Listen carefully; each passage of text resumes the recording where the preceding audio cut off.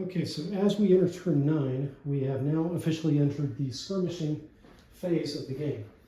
The interesting thing about this is that the skirmishing phase is a set of 1-minute turns on both sides where either a regular move, a maneuver move, or a capture can be effectuated. We do not keep track. There's an alternate rule where you kind of do some points back and forth, but this go through, we're not going to use any alternative rules that Totten proposed. We're going to use the regular rules. So let's go ahead and just move this IOU points up here to from the Confederates to the Union, just so we know that it's been done. There's no point tracking, so I don't have to do any of this stuff. What I do have to do is keep very close track of time. And I don't think this is going to work very well because, first of all, I don't have an alarm like an egg timer. Second of all, we have, this will be our first time actually trying to resolve some of these things. So I don't know how well this is going to work. This is completely experimental, especially since during the skirmishing phase here, we're actually going to try and force the crossing of the bridge, or force the crossing at the Soap Creek, at the mouth of Soap Creek. So let's get our dice out. So the first up is the Confederates making their move to get across the Soap Creek crossing. Opposed crossing. Passage opposed by skirmishers and small detachments? No, not that. Passage opposed by hostile artillery or infantry or both. Hostile infantry, hostile artillery, both in range, so both. So hostile artillery and infantry, that takes the odds of making this 6-1 against. That means that basically my target number here is a 12. If I do not roll a 12, then the number of pips that I fail this by is going to determine what happens to my morale condition for that unit making the crossing, and also a consequence. So this could be very, potentially very bad. I could be 7 or more pips with no problem, and I could be pushed completely out of here. So thinking about this again, now that I just made a stupid move that I won't show on camera, if I attempt to make this crossing, I've got to roll 12. The odds are I'm going to have a very bad result, and potentially could be totally routed off of the board because I'm being opposed by both infantry and artillery, and the odds are really stacked against me. What I have to do is I have to neutralize the enemy artillery. Now for this, we are in the skirmish phase, and I've got a completely different set of rules that I didn't print out. So I just realized I need to go print those out and bring them back. Okay, so here are the rules that I have come up with for the skirmishing phase. It's pretty straightforward, right? We've got 25 skirmishing turns allowed to each side, a single regular move, single maneuver, single capture. That's Totten's rules. Now, Totten had said basically whatever happens is up to the players, which was very vague. So I've basically said that the piece that moves into, basically it depends on who's initiating the action. Both players roll a single die for each piece that comes into the action. The winner may choose from any of the results below. In the case of the tie, result is determined at random by a third dice roll, and then assigned to both the pieces at random. And then captures take place during the player's next skirmishing turn, because we got a sequential issue here. And then withdrawals are 1 square from this type of enemy, or 2 squares from that type of enemy. And then I don't have anything for mixed, so I guess we're already shaking out a problem with my little system here. Isn't that great? All right, Confederates.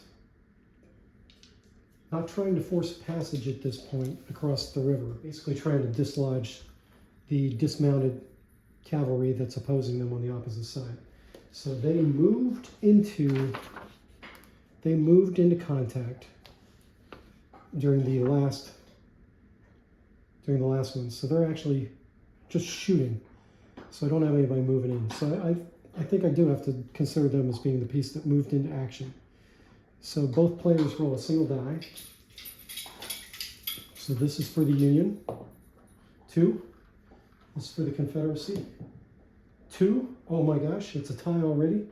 We're going to roll the tiebreaker roll, 3. So in the case of a tie, we're applying effect number 3. So 3 was actually both pieces withdraw. No need to roll again for the result. So both pieces withdraw. This was infantry versus infantry. So that would be 1 square back for each of them. And there's no rules about not being able to do it, but they're still in contact. They're still within 2 inches of each other, I think. Wait a minute, no. If they both move back 1, they're both definitely out of range. So they're out of range. That's the end of the Confederate skirmish turn because both sides get their action. So that was the choice that the Confederates chose to make for their skirmishing action. What would I, as the Union, want to do for my skirmishing action? Well, it's obvious I want to cover that crossing point, so I'm going to move in this case, a regular infantry move because I'm moving into a covered, I'll be covered by fire when I make this move, so it's a regular move infantry to get back into contact here with those guys. But I can't do a capture, and I can't do a move and a capture. So that is the end of the Union skirmish turn number 9. Now we're moving up to turn number 10 for the Confederates. What do they want to do? This could go back and forth over and over and over again. And I don't think it'd be fun for the viewer to try and force a result that way.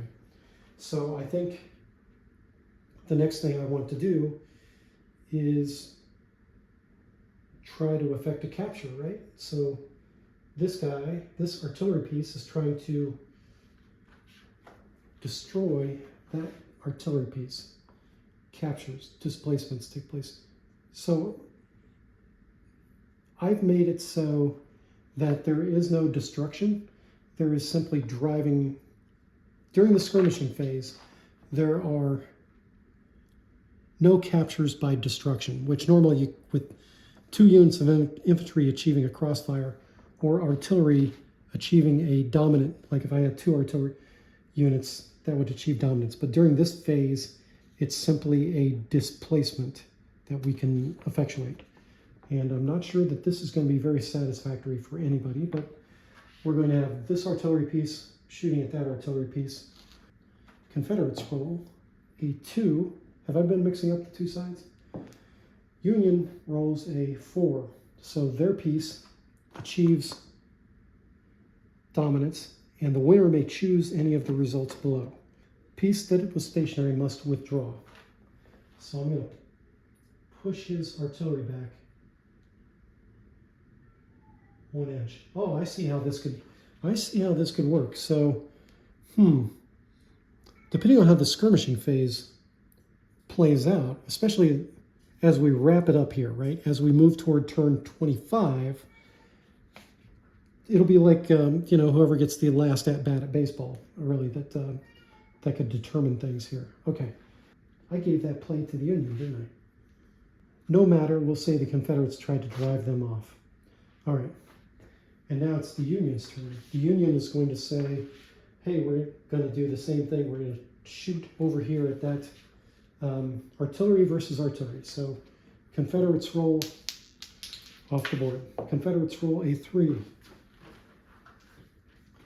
Union rolls a 3. It's a tie. Tiebreaker die says number 2 result. Piece that was stationary, which in this case was both were stationary, must withdraw. The Union force got there first, so they were stationary first. So they are look at the board from this side. Otherwise, my brain gets confused. The Confederate side got to their position first, and therefore I'm going to consider them the stationary. So the Confederates, again, are driven back 1 inch. That's the end of skirmishing turn number 10. Skirmishing turn number, basically turn 11, skirmishing turn number 2 is where we're at. This is the Confederate side. I really need to put, okay. Wherever these dice and this junk is, that's who gets to play. That way I can keep track of what the hell is going on. Confederate side can choose what to do. Yeah, I want to shoot. I want my infantry here to shoot across the river into the flank. I want to shoot into the side of these infantry guys, whoever the hell they are. So the Confederates roll a 1, of course. The Union rolls a 1. Tiebreaker dice says 3 is the result. The result for 3 is both pieces withdraw. No need to roll again if resolving a tie. So that was the Confederate side of skirmishing turn 2. The Union, what did they decide to do? This guy withdrew. I want to get him back in the middle of the river here. I'm going to push him back forward, which actually does put me back into... That had to be a regular infantry move. I can only do one thing at a time. I can't effect a capture and make a move. I made a move. Third skirmishing turn. Confederates don't like this move. Confederates are now going to shoot. Confederates roll a 5. Again, this is skirmishing. Confederates win. Confederates get to choose. The piece that moved into action must withdraw is one option. Ah, there's one. Piece that was stationary repulses the piece that moved into action and moves forward to occupy that square.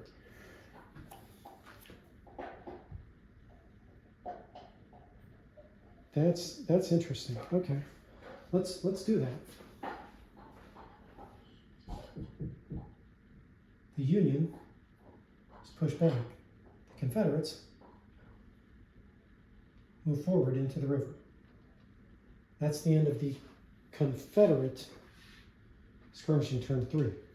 Do I want to use my local superiority to fire on that guy? Yes, I'm going to fire on that guy as he moves forward to try and take the Chattahoochee.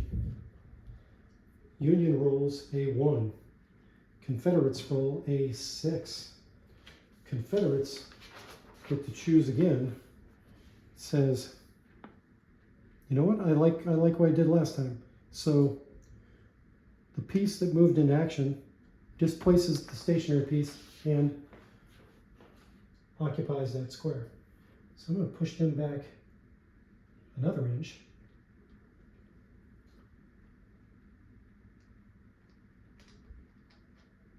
Again, this is skirmishing, but they're taking their standard with them. He's taking a big risk here. He's got a standard with this unit and everything else. When this set of phases ends, okay. When this phase ends, who knows what's going to happen. All right, so that was Union. Yeah, because the Union lost that roll badly, and so the Confederate followed it up. All right, skirmishing turn number 4. Okay, here we go. So, skirmishing turn number 4. I'm the Confederates. I just pushed him out of the river. This is a losing proposition for me if I stay here with this artillery here. But since it's a skirmishing phase, I can take on that artillery, and I stand a better chance than I might during regular circumstances. So I'm going to try and push his artillery back is what I'm doing. Oh my gosh, I'm over here on the Confederate. Okay. Rolled a 6. Union rolled a 3. I get to pick the winner again, and in this case I'm going to say that the piece that was stationary, in other words, the Union piece, must withdraw an inch. So the Chicago Board of Trade here is pushed back an inch. That's it for my turn 4. Move back here to the Union side. I can move this cavalry. This cavalry unit keeps getting in my way. 1, 2, 3. This is a maneuver move. That was the Union skirmishing turn number 4. Confederate skirmishing turn number 5. Oh, the Union wants to play down here. Okay. You want to like a drill sergeant of mine said, you want to play the fool, I'll play the fool with you. We're out of range. I'm going to move on the oblique. I'm going to cover the dang crossing point down here. How do you like them apples, Union? Switch back over here. Union side. Let's continue to execute this plan by making a wheeling move here to get these guys where the heck they really ought to be. So this is out of range. 1, 2, 3. That's the Union move. He's not in range of anything yet. Back to this side, Confederate side. Skirmishing turn number 6. I'm satisfied with this. I completely forgot about my cavalry down here, which I need to march across the board. We're going to play the smart game here. We're not going to just keep going back and forth. We're going to fix things. All right. So that was Confederate number 6. Union number 6. And these are supposed to be timed for 1 minute. I think I'm doing better. I'm getting the flow of this. This is all very new. I've never done this before. It's like a dance. Okay. I'm on the Union side. What was I trying to do? Oh yeah, trying to complete this. That was turn 6. Skirmishing turn 7 for the Confederates. That's it. Come back over here to the Union side. End of 7. Moving to 8. Oh boy, yeah, this is, okay, now I'm getting it. Now I'm feeling it. Now I'm getting it. Because we shouldn't do this monkey business until the jockeying, until we move the other stuff out of the backfield that we really wanted to move. So that's Confederate turn was to move the 3rd Confederate cavalry. Confederate side, no, Union side. That was Union 8. Now we're moving down to Confederate 9. Confederate 9. Union 9. Union 10. Or I'm sorry, Confederate 10 coming right up. I need to charge this phone and take a break. I think I'm getting the hang of it though.